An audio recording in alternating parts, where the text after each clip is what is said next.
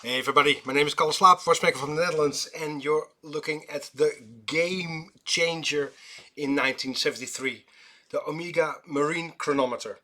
A chronometer is a very accurate timepiece, and marine naval is for navigation.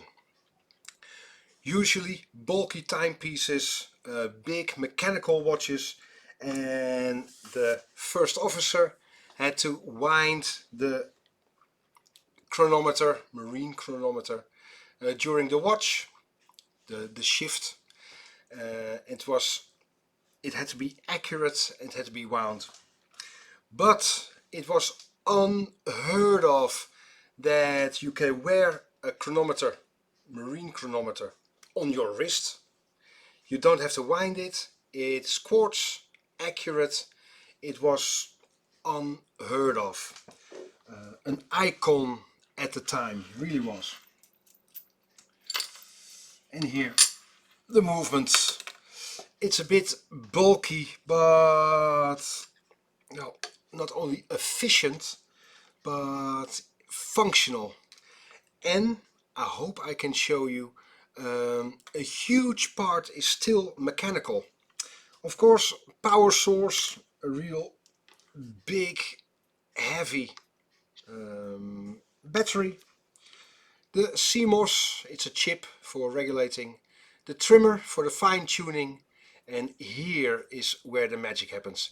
You can see still a gear train with the rubies, but usually you wind a mainspring and that is pushing against the gear train and all the power is on the gear train and the escapement has to stop it.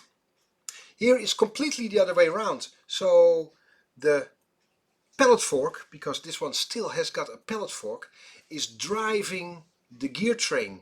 So there is no power and force on the gear train. So the lubrication has to be way less than a mechanical watch. It is really a thing of beauty.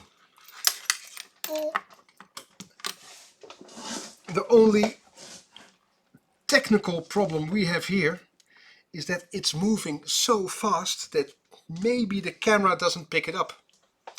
And this is where the magic happens.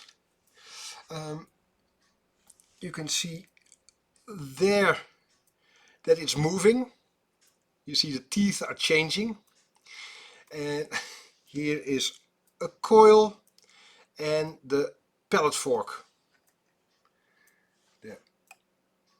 There are the pellets. And you don't see them every single second moving. It's just moving too fast.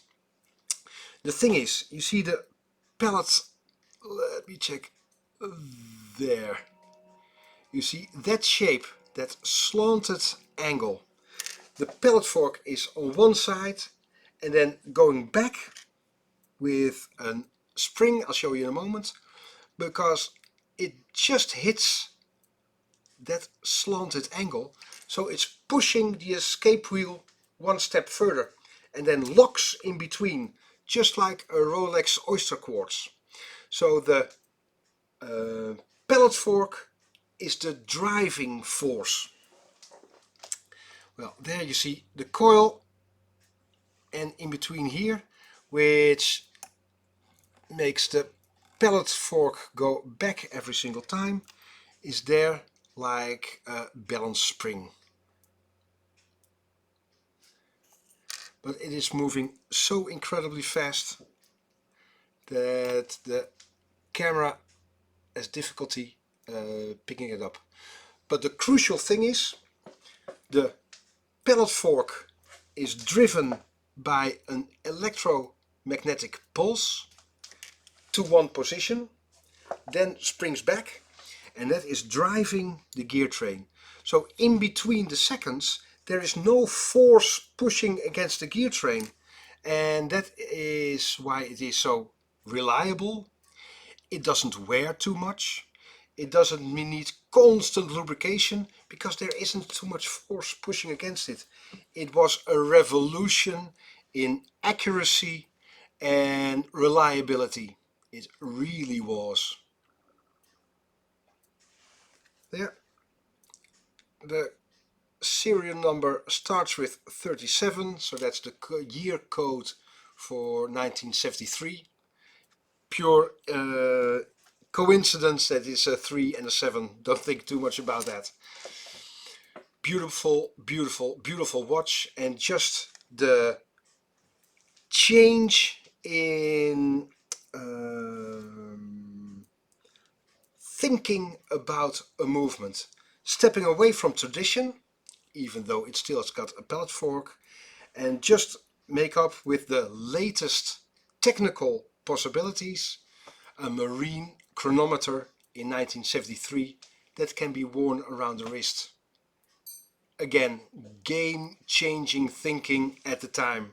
I really do hope you enjoy small updates like these, and see you soon. Hey, see ya. Bye-bye.